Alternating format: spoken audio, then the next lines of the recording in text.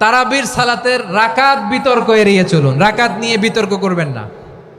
8 রাকাত 20 রাকাত নিয়ে যে মারামারি এই দেশে, এটা শয়তানের ফন্দি।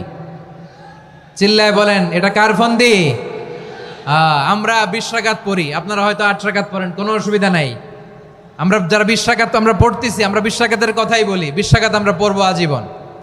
সৌদি আরবে মক্কা মদিনায় 20 রাকাত পড়ে, কোনো অসুবিধা নাই। অন্যান্য মসজিদগুলো 8 রাকাত পড়ে, এই নিয়ে এদের মধ্যে মারামারি আছে?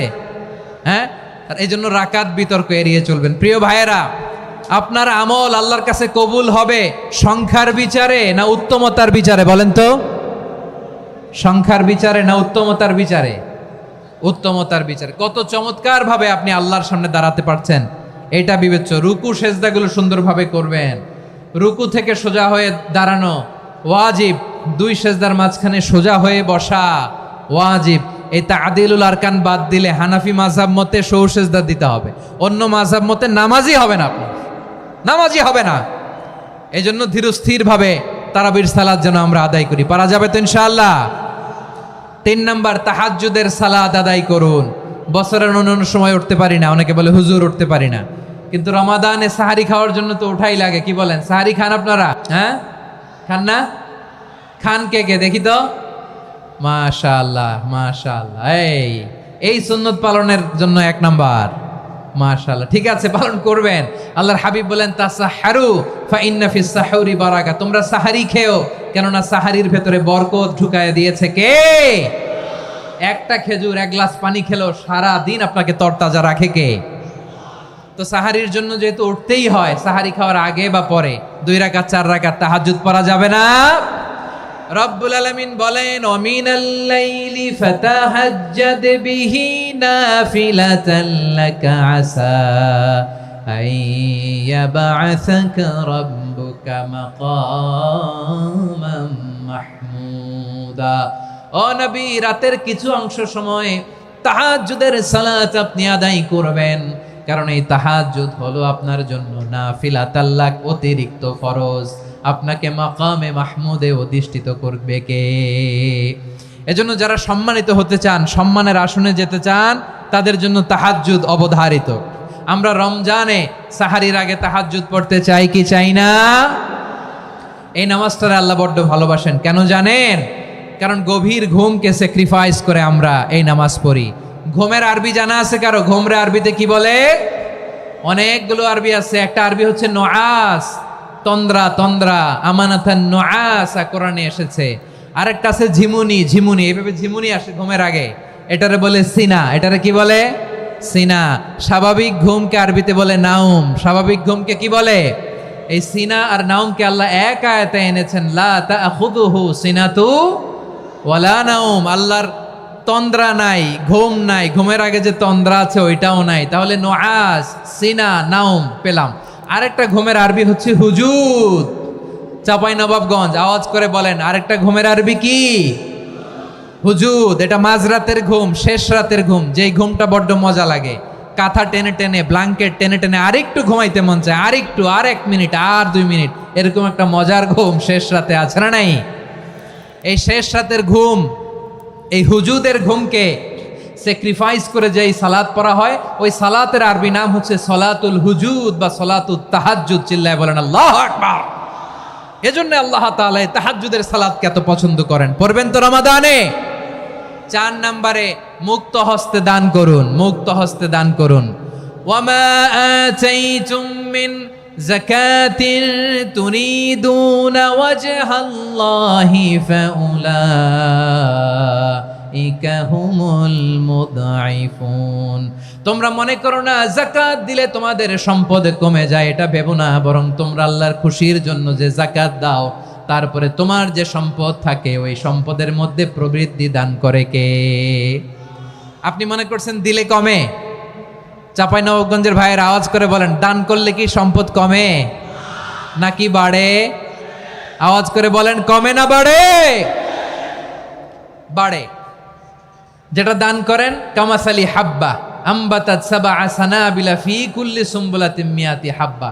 1 টাকা দান করলে এটা চারা বীজের মতো, রূপে দিলে 7টা শীষ, প্রতি শীষে হয় 100 শস্য দানা। আল্লাহ যারে চায় এরকম বাড়ায় দেয়, প্রবৃদ্ধি দেয়। সুবহানাল্লাহ। এজন্য মুক্ত হস্তে দান করতে রাজি আছেন? আগে আগে জাকাত ক্যালকুলেট করে রাখেন। আপনার জাকাত বর্ষ যদি পরেও হয়, দেরি করেও হয়, ধরেন যে প্রতি বছর মহরমে দেন, আপনি আগে দিতে পারবেন। জাকাত অগ্রিম আদায় করা যায়। সুবহানাল্লাহ বলেন। বিষ্ণু ইসা ইসলাম রমাদানে এত দান করতেন, কানা আজওয়াদান নাস, কিন্তু রমাদানে আজওয়াদুন নাস আজওয়াদু বিল খাইরি মিনার রিহিল মুরসালা, প্রবাহিত বাতাসের চেয়ে বিশ্বনবী আরো বদান্যতা বেড়ে যেত। প্রবাহিত বাতাস যেমনি সবাইরে বাতাস দেয়, আস্তিক নাস্তিক মুমিন কাফির সবাইকে শীতল করে দেয়, তেমনি নবীজির রমাদানের দান ছিল এমন, কেউ নবীর কাছে চেয়ে ফিরে গিয়েছে এর নজির নাই। জোরে বলেন সুবহানাল্লাহ। রমাদানে দান করব, ইফতার শেয়ার করব। কাউকে ইফতারি করালে সারাদিন রোজা রেখে তার যে সওয়াব, আপনি ইফতার করানোর কারণে আপনার আমলনামায় ওই সওয়াব আল্লাহ ঢুকাই দিবেন। পড়েন সুবহানাল্লাহ। সাহাবারা বললেন, নবী আমরা গরিব মানুষ, ইফতারি খাওয়ানোর পয়সা নাই। আল্লাহর হাবিব বললেন, ওয়ালাউ বিমাজকাতি লাবান, এক ঢোক দুধ, ওয়ালাউ বিতামরা, একটাও খেজুর, ওয়ালাউ বিশারবাতিমা, এক ঢোক পানি খাইয়েও যদি কারো রোজা ভাঙাও, তারপরে ওই সওয়াব তোমার আমলনামায় দিবে কে? তাহলে মুক্ত হস্তে দান করুন, 4 নাম্বার। 5 নাম্বার হচ্ছে কদর তালাশ করুন। রমজানের সবচেয়ে দামি সময়। বিষ্ণু বলেন, মান হরিমা খাইরাহা ফাকাদ হরিম, যে কদর মিস করলো সে সব মিস করলো, হি ইজ দ্য লুজার।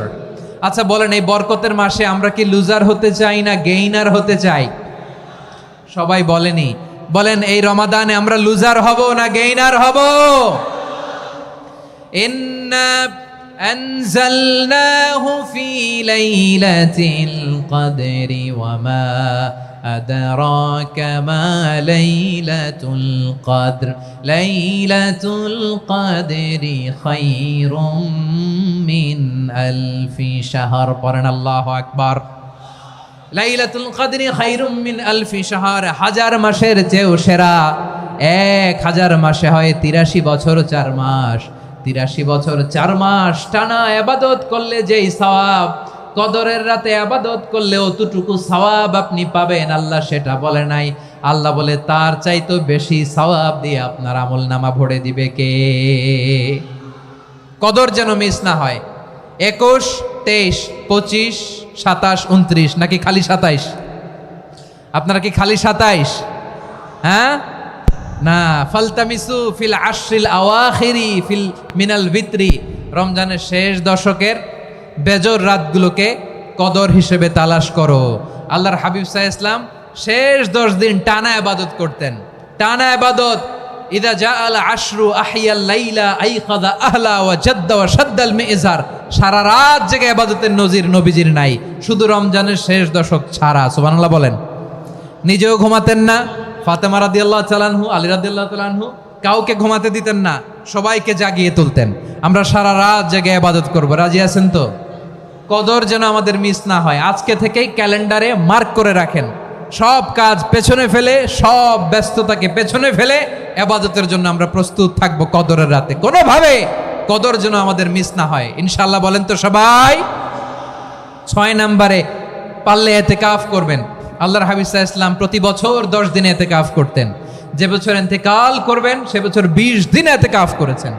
আপনি বলবেন, হুজুর ইতিকাফ না করলে সমস্যা কি? আমার নবী একটা ইবাদত সারা জীবনেও ছাড়ে নাই, আর আপনি জীবনে একবারও করেন নাই। এবার হিসাব আপনার কাছে, হিসাব আপনার কাছে।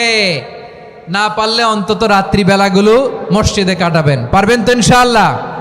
সব শেষে শিশু এবং নারীদের ব্যাপারে বিশেষ খেয়াল রাখবেন। শিশুদের রমাদানের ব্যাপারে উৎসাহ দেন, তাদের প্রস্তুতি নেওয়ান, তাদেরকে রোজা রাখতে দিবেন। আমার ভাইয়েরা এবং বোনেরা, পর্দার আড়ালে মায়েদেরকে বলবো, চাপাই নবাবগঞ্জের মায়েরা, 1 দিন 2 দিন না খেয়ে থাকলে আপনার ছেলে মেয়ে মারা যাবে না। ঠিক কিনা বলেন? ওদেরকে উৎসাহিত করেন। ওদের ছোট্ট যারা রাখতে দেন, বলেন যে বাবা সকাল থেকে দুপুর পর্যন্ত না খেয়ে থাকলে তোমার অর্ধেক রোজা, এরকম 2 দিন অর্ধেক মিলে তোমার 1 রোজা। এরকম আমি কত রোজা রাখছি ছোটবেলায়, কোনো হিসাবই নাই। আমার দাদি বলতো সকাল থেকে না খেয়ে দুপুর 12টা পর্যন্ত রাখলে নাকি অর্ধেক হয়, এরপরের দিন অর্ধেক, 2 অর্ধেক মিলে 1 রোজা। এটা তো আসলে রোজা হয় না, কিন্তু তাকে উৎসাহ দেয়া। ইফতার প্রোগ্রামগুলোতে নিবেন আমাদের বাচ্চাদেরকে, দেখবেন যে ওর ক্ষুধা লাগতেছে, খায় না, কারণ কেউ খায় না। একজন আজান দিচ্ছে, সবাই খেজুর নিয়ে ইফতার করতেছে। এই দৃশ্য, এই ট্র্যাডিশন, এই ইবাদত, এই তারবিয়া ওর আগামীর জীবনটাকে সুন্দর করবে। চিল্লায়া বলেন ঠিক কিনা?